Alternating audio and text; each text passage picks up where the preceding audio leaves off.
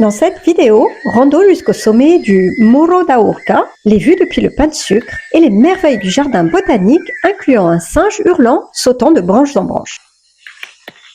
C'est là qu'on va, en haut de cette montagne. L'objectif était de monter le plus haut possible avant de prendre le téléphérique pour le sommet du pain de sucre qui ne peut s'atteindre que par via ferrata ou escalade. Le trajet entre Botafogo et la plage Vermelha traverse des quartiers tranquilles aux maisons colorées et à la végétation luxuriante. C'est vendredi après-midi, il y a beaucoup de monde sur la plage. Par-dessus l'école, on voit le but de la rando, 250 mètres plus haut. Et nous prenons le sentier Claudio Coutinho. Je suis accompagnée de Luisa, ma collègue et amie brésilienne, et Oudou, l'un de ses amis. Voici une zone d'escalade.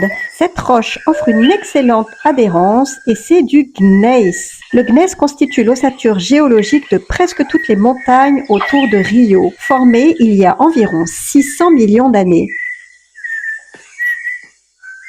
Le Crecropia, appelé bois canon puisqu'il a le tronc creux, abrite des fourmis très agressives qui le protègent contre les herbivores en échange du gîte et du couvert. Allez, c'est parti. C'est à partir de maintenant qu'on va monter quasiment vertical les 250 mètres qui nous séparent du sommet. Je peux vous dire, c'est un monde sec. On monte dans la forêt atlantique, la Mata Atlantica, et la variété des espèces végétales est impressionnante. Et croyez-moi, c'est très raide.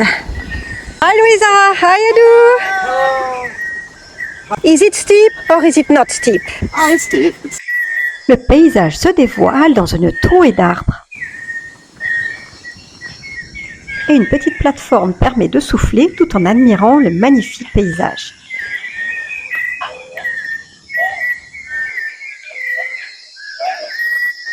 Et on assiste en direct au décollage d'un avion, je l'ai un peu accéléré, depuis l'aéroport domestique qui a été pris sur la mer.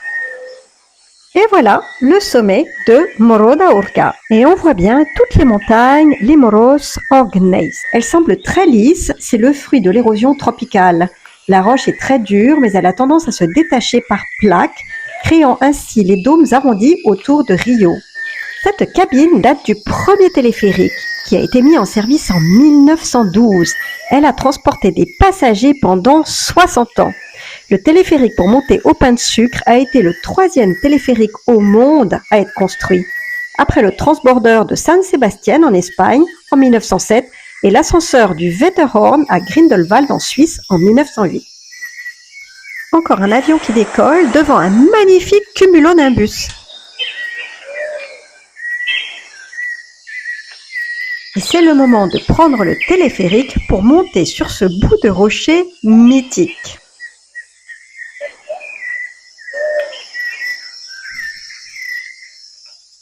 Le spectacle est magique. Les vautours, ou plus précisément les urubus, s'en donnent à cœur joie et tournent et retournent en utilisant les courants ascendants créés par la chaleur dégagée par les parois du pain de sucre ayant chauffé au soleil toute la journée. Ils peuvent planer ainsi des heures durant, sans battre des ailes et en économisant leur énergie pendant qu'ils repèrent leur proie. Ce sont des charognards qui nettoient donc la forêt de tous les animaux morts. Le Christ rédempteur est dans les nuages, mais le paysage reste absolument époustouflant et la lumière du soleil qui descend donne un charme particulier. Je reprends le téléphérique puis redescends à pied vers la plage Praia de Vermelha, qui s'est bien vidée car le soleil ne va pas tarder à se coucher. Partons maintenant à la découverte du magnifique jardin botanique.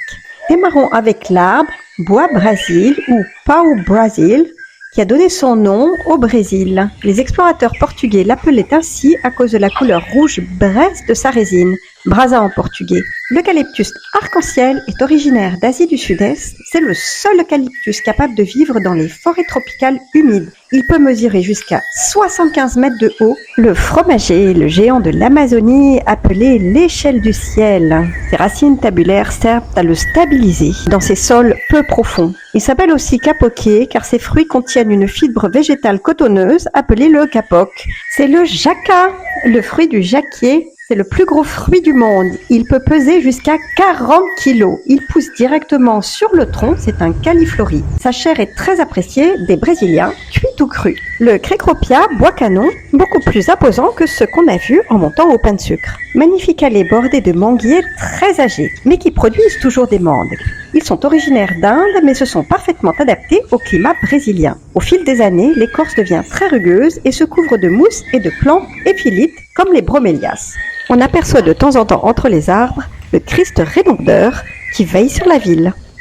Ce nénuphar géant comporte des feuilles circulaires pouvant atteindre 2,50 m de diamètre. Il flotte grâce à un réseau complexe de nervures rempli d'air sur sa face inférieure qui est de plus épineuse pour se protéger des poissons. Nous voici maintenant dans la forêt atlantique. Ce lézard est un bébé. Les adultes peuvent mesurer jusqu'à 1,50 m de long. Ils sont omnivores et mangent de tout. C'est le nettoyeur de la forêt. Quelle chance j'ai eue de pouvoir observer un singe hurleur brun. Leur cri est célèbre pour leur rugissement puissant. C'est l'un des sons les plus impressionnants de la jungle brésilienne. Ils passent la majeure partie de leur temps à se reposer car les feuilles qu'ils mangent ne sont pas très énergétiques. Tout plein de bromélias devant ce bâtiment datant de l'occupation portugaise. Chuva de ouro veut dire pluie d'or. Ça fleurit toute l'année. Nous voici maintenant dans la serre des orchidées, qui abrite de très nombreuses variétés, certaines très anciennes et la plupart endémiques du Brésil. Et c'est maintenant la serre des bromélias, plante emblématique de la forêt atlantique brésilienne. C'est un réservoir de vie. Le centre de la plante conserve toujours un peu d'eau où se développent insectes, araignées et même petites grenouilles. On les trouve au sol ou sur des arbres qu'elles utilisent comme support pour être plus près de la lumière. Comme on peut voir ici sur ces gros fromagers. L'ananas est d'ailleurs le seul bromélia cultivé dont le fruit est comestible. Un beau spécimen du pau-brasil. Auparavant, il était exporté massivement en Europe pour produire la teinture rouge utilisée pour les textiles de luxe. Et il est de nos jours le matériau de prédilection pour fabriquer les archets des violons de qualité. Je sillonne tranquillement dans les allées du parc avec un œil sur le Christ rédempteur qui domine. Puis je rejoins la Lagoa Rodrigo de Freitas avant de retourner vers Botafogo où je trouve un bâtiment duquel je surplombe la plage.